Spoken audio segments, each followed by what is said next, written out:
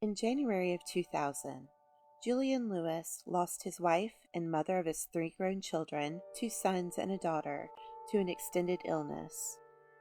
Around March or April, he met Teresa Wilson Bean, a co-worker at Dan River Incorporated in Danville, Virginia. Teresa had been married at 16 and had a daughter before getting divorced. She wasn't well liked by her in-laws.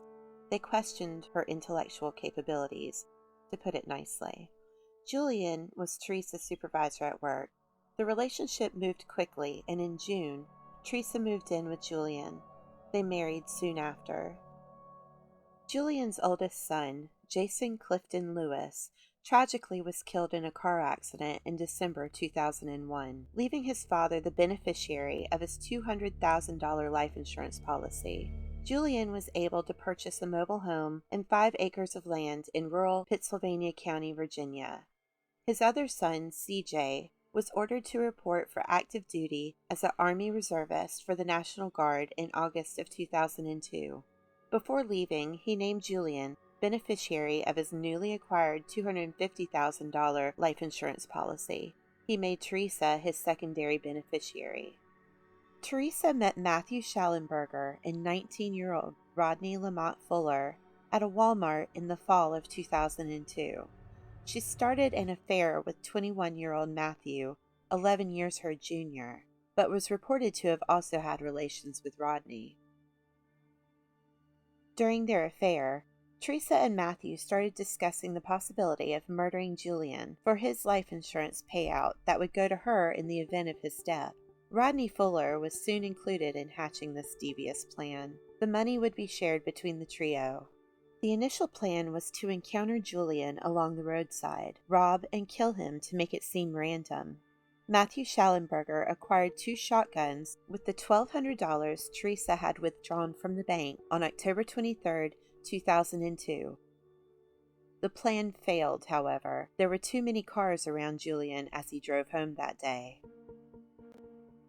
They were more determined than ever to see the murder through, going so far as to think of killing CJ while home for his father's funeral and share his life insurance money as well. When Teresa found out that CJ would be coming to visit his father on the evening of October 29th, the trio decided to take them both out at once. Matthew and Rodney entered the Lewis's home in the early morning of October 30th, carrying the shotguns previously bought for the failed robbery plan. Julian and Teresa were asleep together. Matthew quietly woke Teresa. She waited in the kitchen while the other two shot Julian numerous times. While Julian lay dying, Teresa grabbed his pants and pulled out his wallet. Rodney found where 25-year-old CJ was sleeping and shot him repeatedly, even going back to shoot him 2 more times. The 2 men tried to cover their tracks as best they could, grabbing all the shotgun shells they could find and leaving the home. After making other phone calls to her best friend and her former mother-in-law, around 3:55 a.m., Teresa called 911, 45 minutes after the shootings occurred. Claiming an unknown person entered the home, she continued her fabrication, stating they were startled awake by the intruder, claiming Julian told her to go hide in the bathroom, where she heard 4 or 5 shots. When deputies arrived approximately 20 minutes later, they found Julian was gravely wounded, but moaning and able to speak. Law enforcement asked if he knew who shot him. He responded by saying, quote, "My wife knows who done this to me," end quote. Sadly, he succumbed to his injuries shortly thereafter. The same morning, Teresa called Julian's supervisor, informing him that he had been killed, then asking when she could pick up his last paycheck. Later that day, she mentioned to CJ's commanding officer that she was his secondary beneficiary and was inquiring about when she might receive that money, even stating days after that CJ's sister, Julian's daughter, can have all his belongings so long as she received the payout. Additionally, Teresa attempted to withdraw $50,000 with a forged check from Julian's retirement account. It was refused because the signature on the check did not match the one that the bank had on file.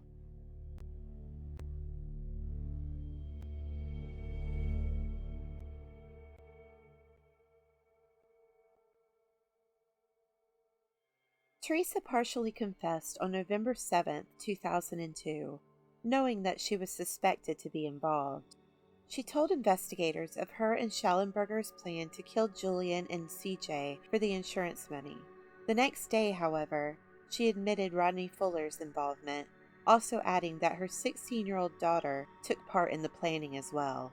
Shotguns recovered from Matthew Schallenberger and Rodney Fuller's shared residence were tested against shells they left behind. They were a match. All three were initially charged with capital murder. However, the two men reached a plea deal in exchange for agreeing to cooperate with the prosecution against Teresa. Teresa's attorneys recommended she plead guilty and invoke her statutory right to be sentenced by the trial judge, as the presiding judge had never sentenced a woman to the death penalty.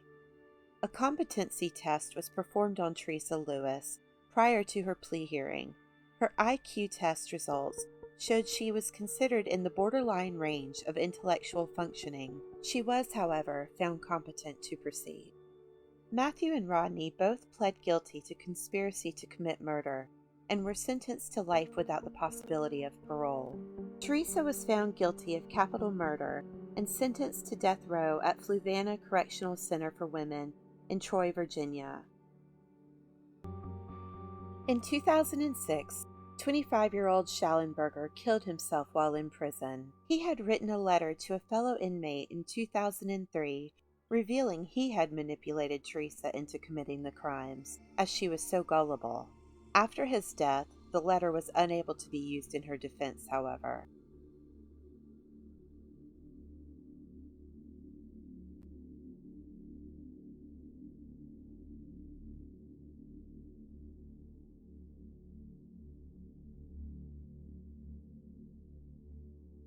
Over 7,000 appeals for clemency were sent to then Virginia Governor Bob McDonnell. Citing no compelling reason, on September 17, 2010, McDonnell decided not to stop the approaching execution. Teresa Bean Lewis was executed on September 23, 2010 at 9 p.m. by lethal injection at Greensville Correctional Center near Jarrett, Virginia.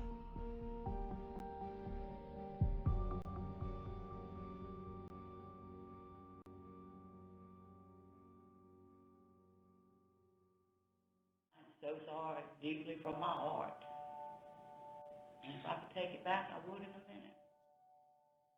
Her execution was widely considered controversial because she was only the 12th woman to be put to death since 1976, when the death penalty was reinstated.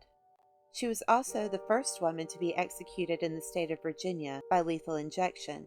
No woman had been executed in the state since 1912 in the electric chair. Protesters at her execution felt she should have been given leniency considering her lowered mental capabilities, and given the fact that she was not the one who pulled the trigger.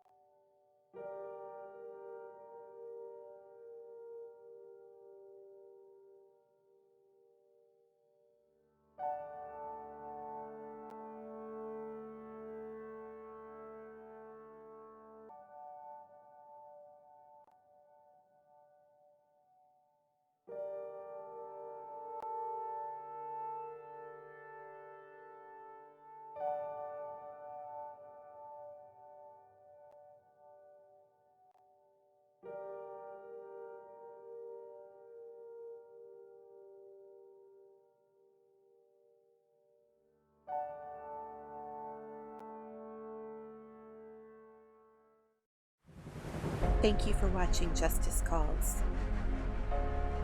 Are you listening?